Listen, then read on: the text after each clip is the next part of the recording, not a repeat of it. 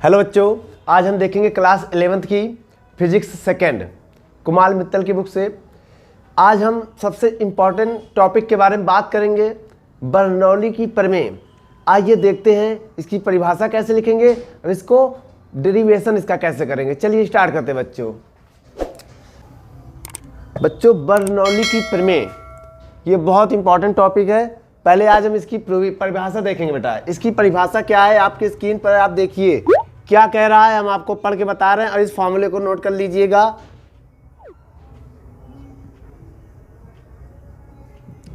Constant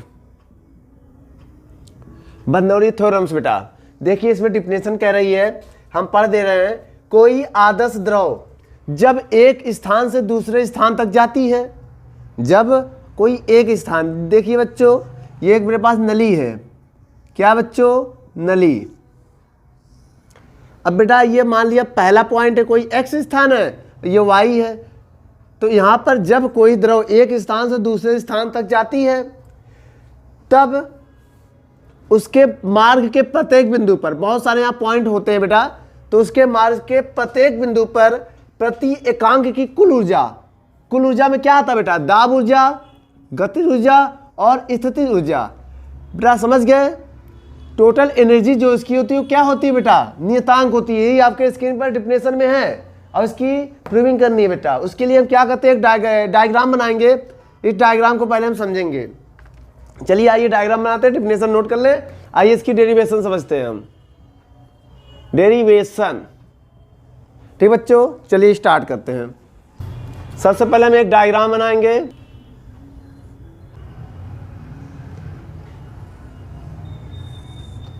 बच्चों माना ये सिरा x है और ये सिरा y है, और मान लिया ये हमारा धरती है। इससे मान लिया ये इसकी ऊंचाई हाइट h1 है और इसकी हाइट मान लिया बच्चों h2 है।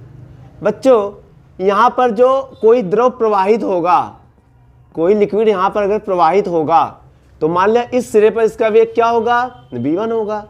अब इस सिरे पर बेटा इसका वेग क्या होगा, v2 होगा। अब बेटा ऐसे ही इसका एरिया क्या होगा बेटा, A1 होगा। इसका एरिया क्या होगा बच्चों, A2 होगा। वैसे ही इसका प्रेशर P1 होगा, इसका प्रेशर P2 होगा बेटा। अब आप समझिए, इसकी रचना भी करनी होती है। ये आपकी स्क्रीन पर आप इसको नोट कर लें, डेरिवेशन आप पढ़ लें। माना जो है इसके सामने, इसी के जो हमने बनाया है इसमें लिखा हुआ है, आप इसको नोट कर लें वीडियो को रोक कर। चलिए बच्चों इसके बारे में अब हम ये देखते हैं। यहाँ पर कोई द्रव फ्लो हो रहा, क्या द्रव। तब इसमें हम क्या करेंगे, माना या हल करते हैं। एक सेकंड में बच्चों, एक सेकंड में एक्स सिरे से प्रवेश करने वाला या प्रवाहित होने वाला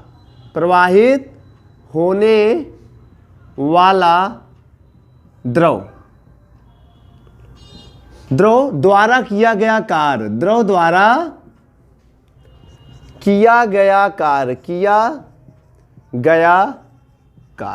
बच्चों कार का फार्मूला मान लिया हमने W1। बेटा बच्चों कार बराबर, आप फार्मूला जानते हैं, बल गुणे विस्थापन। ये आप लोग पढ़ा होगा ना, डॉट भी लगा सकते हैं। आपने पढ़ा है कार बराबर फार्मूला बल गुणे विस्थापन। Work is equal to force into displacement. आप डिस्प्लेसमेंट को d मानो चाहे s मानो, लेकिन एक सेकंड की बात कर रहा है। आपने एक फार्मूला पढ़ा होगा बच्चों, चाल बराबर दूरी बटे समय, पढ़ा है। अब चाल को हम अगर मान ले v है, दूरी को मान ले d है, समय यहाँ दिया है क्या, 1 सेकेंड। बच्चों अगर हम यहाँ 1 सेकेंड अब 1 से भाग देंगे तो कोई फर्क पड़ेगा नहीं। तो इस कंडीशन में v d के बराबर होगा भाई। समय कितना है, समय बेटा 1 सेकेंड है, ये हम यहाँ बता चुके हैं, 1 सेकेंड में। अब यह v को हम d लिख सकते हैं। तो आप बताइए, एक फार्मूला आपने और पढ़ा है, p बराबर f बटे p। यहाँ से अगर हम f की वैल्यू फाइंड करें तो क्या आएगा बच्चों, p इंटू a। तो पहले सिरे की बात हो रही तो 1 लगा दो, क्योंकि पहले सिरे में सब 1 है। अब ये f का मान अगर हम यहाँ रखें, यहाँ 1 लगा देंगे। तो अगर बेटा f1 की बात करें तो f1 का मान है P1 A1 और D1। D1 को हम क्या लिख सकते हैं बच्चों, अगर यहाँ 1 लगाएंगे तो यहाँ D1 को हम लिख सकते हैं V1, तो D1 को हमने लिख दिया V1। अब लिखेंगे इसी 1 सेकेंड में Y सिरे, अभी तक किसके सिरे की बात कर रहे थे, X सिरे, अब किसके सिरे की बात करेंगे, Y सिरे का। बाकी सब यही थ्योरी है। इसी तरह जो आपने लिखा है 1 सेकेंड में Y सिरे से प्रवाहित होने वाले द्रव द्वारा किया गया कार्य। तो बच्चों इसमें जो कार्य होगा W होगा, P1 की जगह P2 होगा, A1 की जगह A2 होगा और B1 की जगह B2 होगा। इसके बाद हम लिखेंगे कुल कार्य, नेटवर्क। क्या लिखेंगे बेटा इसको हिंदी में, कुल कार्य। तो बच्चों आप क्या करेंगे, W1 से हटा देंगे, इसको डेल्टा W मान लो चाहे। तो W1 का मान है P1 A1 V1 minus P2 A2 B2। ये मेरा क्या आ गया बच्चों, कुल कार्य। इसको नोट करके कहीं रख दो। ठीक बच्चों, इसको नोट कर ले, फिर इसके आगे हम आपको बताएं। चलिए बच्चों कुल कार्य का मामला भी याद रखिएगा, अभी पूछेंगे, कॉपी बना ले, नोट कर ले उस पर। अब एक काम करें बच्चों, इसके बाद हम क्या करेंगे, एक्स सिरे की या एक्स सिरे से प्रवाहित होने वाला, एक्स सिरे से प्रवाहित होने वाला, एक्स सिरे से प्रवाहित होने वाला द्रव का गतिज ऊर्जा। क्या बच्चों, गतिज ऊर्जा। तो बता सकते हैं आप भाई एक्स सिरा है तो 1 मानेंगे, क्योंकि यहां सब 1 है। गतिज का फार्मूला 1/2 mv² होता है।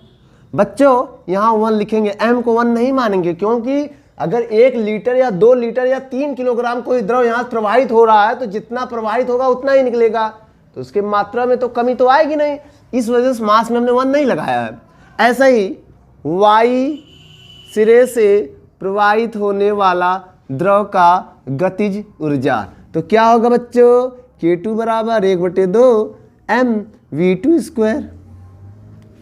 अब इसमें निकालेंगे कुल गतिज ऊर्जा में वृद्धि। क्या निकालेंगे बेटा, कुल गतिज ऊर्जा में वृद्धि। क्या निकालेंगे बच्चों, कुल गतिज ऊर्जा में वृद्धि। काइनेटिक एनर्जी में इंक्रीजेस कितना आया बच्चों, आप क्या करेंगे, वेलोसिटी किसकी ज्यादा होगी, इसकी बेटा। पाइप का मुंह जितना पतला होगा द्रव पर उतना ज्यादा वेग का प्रभाव होगा। तो आप बताइए जिसका एरिया जितना कम होगा उसमें पानी का स्पीड उतनी ज्यादा होगी। तो आप ज्यादा मन से कम को घटा दो, ज्यादा मन से कम को घटा दो। ये आ गया क्या, कुल गतिज ऊर्जा में वृद्धि। क्या आ गया बच्चों, कुल गतिज ऊर्जा में वृद्धि। आप इसको डेल्टा के से भी लिख सकते हो, डेल्टा के बराबर 1/2 mv² माइनस 1/2 mv²। समझ गए बच्चों। चलिए एक हम और फार्मूला आपको बता रहे हैं, ये नोट हो गया। अब जैसे हमने गतिज ऊर्जा निकाला है, अब ऐसे निकालेंगे एक्स सिरे में प्रवाहित होने वाले द्रव का स्थितिज ऊर्जा। स्थितिज ऊर्जा, पोटेंशियल एनर्जी U1 मानेंगे हम। फार्मूला क्या होता है बच्चों, mgh। यहाँ 1 माना, यहाँ भी 1 मानेंगे। ऐसे हम Y सिरे में पूरा वही लिख देंगे जो ऊपर लिखा था बेटा। इसका फार्मूला क्या होगा, U2 बराबर mgh2। ऐसे कुल गतिज ऊर्जा में वृद्धि। अब लिखेंगे कुल स्थितिज ऊर्जा में वृद्धि, तो यहाँ पर घटा देंगे हम इनके स्थितिज ऊर्जा जिनकी हाइट ज़्यादा है बेटा। H1 वाला ज़्यादा माना जाता है हाइट, तो mgh1 माइनस mgh2। बेटा इसको हम डेल्टा U मान ले रहे हैं, mgh1 माइनस mgh2। ठीक बच्चों, इसको भी नोट कर लें। चलिए अब आगे देखते हैं हम।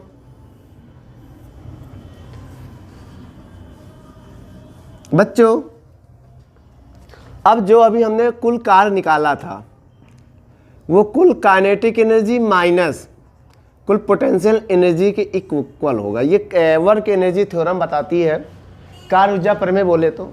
बेटा जो गति ऊर्जा और स्थितिज ऊर्जा का अंतर है वो वर्क के क्या होगा, बराबर होगा। यहाँ पर सबका मान रखिए। बताइए बेटा, डेल्टा डब्ल्यू का मान हमने निकाला था, आप बताइए क्या था, देखिए और बताइए। इसका मान था P1 A1 V1, इसका मान और बेटा P2 V2 सॉरी बेटा A2 V2 बराबर इसका मान क्या था बेटा 1/2 m V2 square 1/2 m V1 square. आप देख लीजिए, इससे पहले जो होता था माइनस डेल्टा U का मान क्या था mgh1 माइनस mgh2।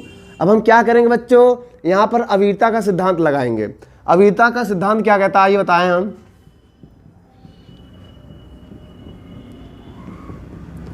बेटा अवीरता का सिद्धांत क्या कहता है, A1 V1 बराबर A2 V2 m/ρ।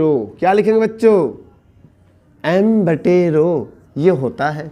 अब बताइए बेटा P1 को ऐसे रहने दे, A1 V1 को m/ρ लिख सकते हैं, माइनस P2 A2 V2 को भी हम m/ρ लिख सकते हैं, बराबर 1/2।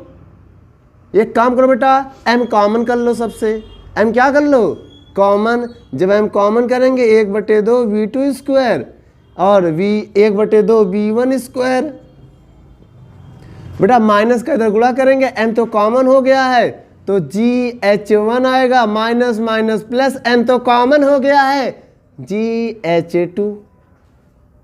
अब हम यहां से भी m/ρ कॉमन करेंगे, m/ρ कॉमन कर लेंगे जब आएगा P1 माइनस P2 बराबर जो है ये पूरा नोट कर देंगे 1/2 V2 square minus 1/2 V1 square minus GH1 plus GH2। m से m काटो, CI डालना पड़ेगा लग रहा है यार। बच्चों कट गया, अब रो को उधर भेज दो, P1 माइनस P2 बराबर रो उधर जाएगा 1/2 रो का इसमें गुणा करेंगे रो V2 स्क्वायर माइनस 1/2 रो V1 स्क्वायर। अब बेटा रो का उधर भी गुणा होगा, सब में गुणा होगा तो माइनस रो GH1 प्लस रो GH2। बच्चों अब हम इस डायग्राम का काम खत्म करने जा रहे हैं, आप लोग जरा यहाँ ध्यान दीजिए। इस फार्मूले को थोड़ा और आगे बढ़ाना चाहते हैं, 1 वाले एक तरफ और 2 वाले एक तरफ। 1 वाले इधर लाओ भाई, 1 इधर है P1। अब बेटा इसमें 1 है, माइनस में है, इधर आके प्लस हो जाएगा। ठीक बच्चों, 1 इसमें भी है, माइनस में इधर आके प्लस होएगा रो GH1 बराबर भैया 2 वाला उधर जाएगा, ये इधर आया, ये इधर आया, ये उधर जाएगा तो P2 हो जाएगा। भाई ये तो उधर है ही है, इसको कहीं ना ले जाओ, 1/2 रो V2 स्क्वायर। अब ये भी उधर है 2 वाला, उधर है रो GH2। बच्चों ये मेरी बर्नौली की प्रमेय है और एक तरफ से 2 हटाएंगे तो कांस्टेंट लगेगा। जैसे आप लोग फॉर्मूला पढ़े थे गैस में, PV बराबर कांस्टेंट होता है तो P1 V1 बराबर P2 V2 आता है। तो ऐसे जब इसको हटाएंगे फिर ये आ जाएगा, तो यहाँ पर बेटा क्या होगा P1 प्लस 1/2, 1 हटा दो बेटा यहाँ से, रो V1 स्क्वायर V1 नहीं होगा प्लस रो GH बराबर कांस्टेंट। बच्चों ये हमारी बर्नौली की प्रमेय